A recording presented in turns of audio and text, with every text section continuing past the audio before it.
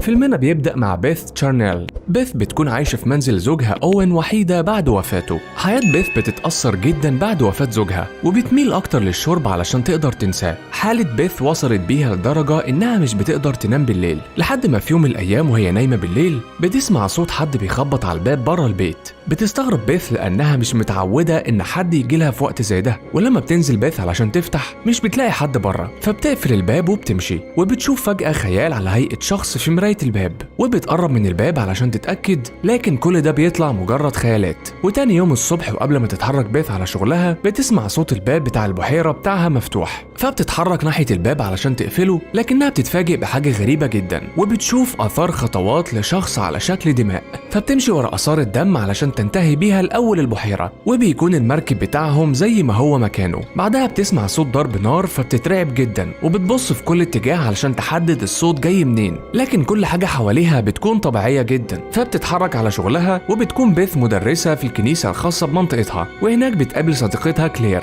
وفي الوقت اللي بتبحث فيه بيث عن حاجة على النت بتوصل والدة واحد من الطلبة علشان تسألها عن سبب رسوب ابنها في المادة بتاعتها، فبترد عليها إنها أسفة علشان هي اللي ما حضرتش في اليوم ده بسبب إن جوزها في اليوم ده ضرب نفسه بالنار ومات، وبتقول لها بالظبط إنه خد مركبته ومشي في النهر وضرب نفسه بالنار. وساعتها السيدة بتفضل تعتذر لها أكتر من مرة لأنها ما كانتش على علم بده. فبترجع بيث تاني للبيت وبتلاقي باب بحيرتها اتفتح مرة تانية، ولما بتقرب منه بتلاقي صديقهم ميل هو اللي فتح الباب علشان يغطي المركب تحسبا للأمطار لو حصلت. فبتسأله عن صوت ضرب النار اللي حصل الصبح، لكن بيأكد لها إنه ما سمعش أي حاجة. وبالليل بتراجع بيث ذكرياتها مع أوين لكنها ما بتقدرش تستحمل، فبتقرر إنها تحط كل ما يخص ذكرياتها مع أوين والصور اللي تجمعهم في شنط وتشيلها. وبيلفت نظرها كتاب عبارة عن مدونة كان بيدون فيها أوين حاجات غريبة زي رسومات لمتاهات، وفي آخر الكتاب بتلاقيه كاتب كلمة بتقول تجاهلوا ولا تستمع إليه. فبتحاول تفهم بيث يقصد إيه أوين من الكلام ده، لكنها مش بتوصل لنتيجة وبتقفل الكتاب على كده. وبالليل بتصحى بيث على صوت الكاسيت بتاعها اشتغل لوحده، وبعدها بيوصل لها رسالة على التليفون، ولما بتفتح التليفون بتلاقي الرسالة من أوين زوجها. بيث ما كانتش مصدقة لحد ما أوين نفسه بيتصل بيها، ولما بترد عليه بيكون صوت شخص غريب على التليفون وبيقول لها إنه موجود هنا. ولما بتقرب من الشباك علشان تشوفه بتلاقيه واقف فعلا بره الشباك. وبعدها على طول بتصحى من النوم ومش بتكون متأكدة إذا كان اللي حصل معاها ده حلم ولا حقيقة، علشان كده أول حاجة بتعملها بتروح على تليفونها علشان تشوف آخر رسالة بينها وبين أوين، وبتلاقي إن آخر رسالة وصلتها منه كانت قبل ما يموت على طول، وبيقول لها إنه منتظرها، لكنها حبت تتأكد أكتر فراحت على تليفون أوين علشان تتأكد من آخر رسالة على تليفونه ليها. لقيتها فعلا مطابقة للرسالة اللي على تليفونها، وخدها الفضول إنها تفتش في تليفون أوين وتشوف صورهم، لحد ما في صورة غريبة وقفت عندها شوية، والصورة دي كانت لواحدة تشبه بيث، لكن بيث كانت متأكدة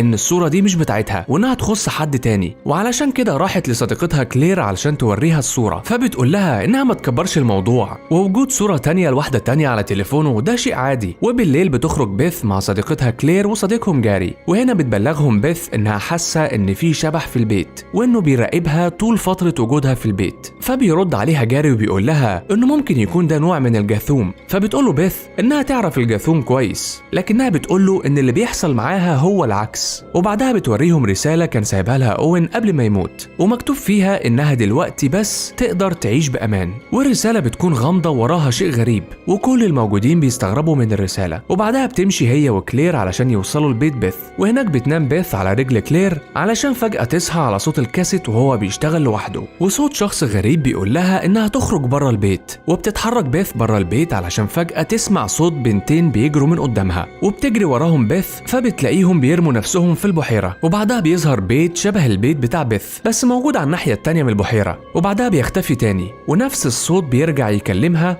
ويتوجه ناحية المركب علشان تنزل بيث عند المركبة وتلاقي آثار دماء عليه، وكمان بتلاقي آثار لأقدام شخص بتنزل منه وبتتحرك ناحيتها. وساعتها بتفتكر أوين وبيقرب منها قوي وبيحضنها، وبعدها بيغمى عليها وبيتحرك بيها المركب، وبتفوق تاني بيث علشان تلاقي نفسها موجودة على الناحية التانية من البحيرة. وبتتحرك بيث ناحية البيت اللي ظهر تاني علشان تشوف في بنت واقفة في البلكونة، ولما بتقرب أكتر بتلاقي أكتر من بنت وكل واحدة في أوضة مختلفة. وفجأة بيظهر أوين جوزها مع واحدة فيهم، وساعتها بيث بتقرر إنها تدخل البيت فبتفتح الباب، ولكن بتلاقي نفسها رجعت لبيتها الحقيقي، وبتشوف نفسها على الكنبة وبتطلع إنها بتحلم. علشان تفوق من حلمها تلاقي نفس الباب وكأنه لسه مفتوح دلوقتي، وبعدها بتقرر تروح بنفسها الناحية التانية من النهر، وبيقابلها هناك ميل حارس الغابة اللي بتبلغه إنها بس موجودة هنا للتمشية، وبعدها بتسيبه وتمشي علشان تلاقي البيت اللي كانت بتدور عليه. ولما بتدخل جواه بتلاقي دمية شكلها غريب جدا، فبتاخدها وبترجع لميل علشان تعرف منه الحقيقة، وبيبلغها ميل إنه كان بيشوف زوجها هنا مع مجموعة بنات، لكنه كان خايف يقول لها خصوصا بعد ما توفى أوين علشان منظره قدامها. وبترجع تاني تدور في كتاب أوين علشان تلاقي صورة لنفس الدمية اللي لقيتها، وفي الوقت اللي بتبحث فيه عن المكان بتاع المكتبة على النت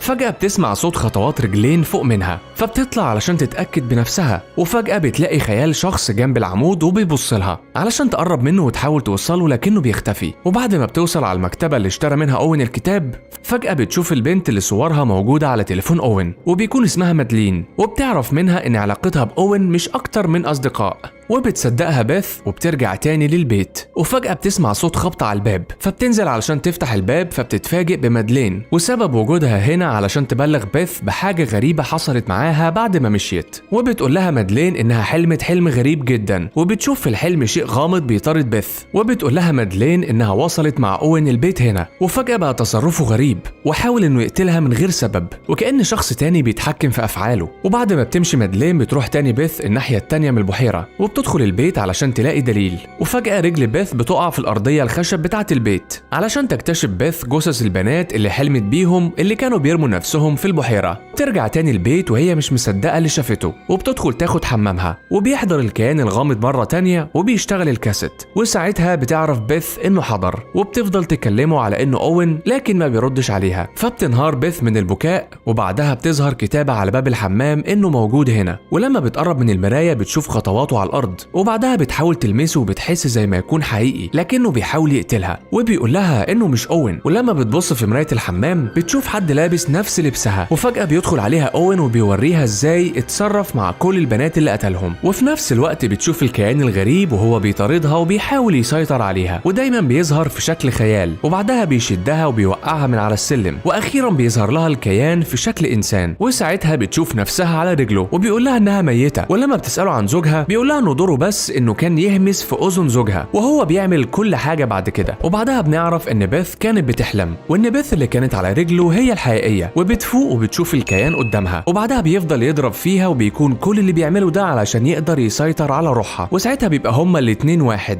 وتاني يوم الصبح بتوصل صديقتها كلير علشان تطمن عليها لكنها مش بتلاقيها في البيت، وبتفوق بيث علشان تلاقي نفسها مع أوين في وسط المركب، وبتشوف الكيان وهو متمثل في شكل أوين. وفي نفس الوقت وكلير بتدور على بيث في البيت فجأة بتشوفها على المركب لوحدها بره في البحيرة، والكيان بيفضل يهمس لها انها تقتل نفسها، وميل وكلير بيفضلوا يندهوا عليها علشان ترجع عن اللي هي بتعمله، لكنها بتكون في دنيا تانية وبتحاول انها تقاوم. وفي اخر لحظة بتقدر تنقذها كلير، وبتقدر بيث انها ترجع لوعيها وتهزم الكيان، وميل ساعتها هو كمان بيقدر يشوف الكيان اللي على هيئة شخص وهو لسه موجود على المركب. وبكده ينتهي فيلمنا.